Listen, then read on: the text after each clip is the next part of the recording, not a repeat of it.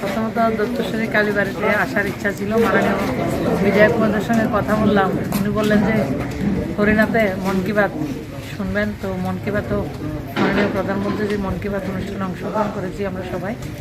কার্যকর্তাদের সঙ্গে দেখা সাক্ষাৎ এবং একটা অনেকদিন রেজাল্টার রয়েছে সেই ফাঁকে কার্যকর্তাদের সঙ্গে মত বিনিময় করা, তাদের সঙ্গে বসা এবং দত্তশ্বরী কালী মন্দিরে মায়ের আশীর্বাদ প্রার্থনা করলাম।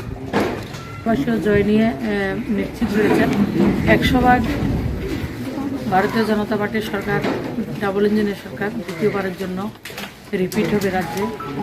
আর ত্রিপুরা রাজ্যে লক্ষ্য করেছেন এবার 3% মহিলারা ভোট বেশি দিয়েছেন।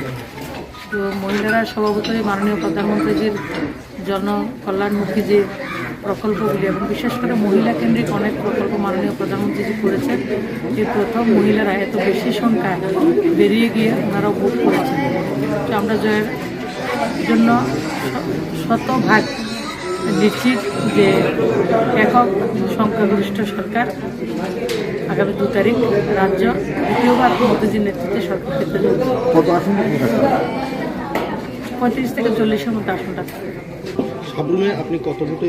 আমিও কার্যকর্তাদের সঙ্গে মত বিনিময় করেছি। কার্যকর্তাদের উৎসাহ উদ্দীপনা, বিশেষ করে মহিলা যুবকদের, সেটা বিশাল ব্যবধানে ভারতীয় জনতা পার্টি সাবরুম বিধানসভা জয়লাভ করতে চলছে। এবং যেটা আমার মাননীয় বিধায়ক মহোদয় বলছেন যে গত 5 বছরের যে ডেভেলপমেন্ট, শুধু সেটা সাবরুম না, গোটা রাজ্যের মানুষের চোখ কান খুলে দিয়েছে যে ডবল ইঞ্জিনের সরকার থাকলে কি পরিমাণ ডেভেলপমেন্ট হওয়া যায়, সেটা মানুষ নতুন করে উন্নয়নের স্বাদ পেয়েছে। সেই স্বাদটাকে মানুষ নষ্ট হতে দেবে না।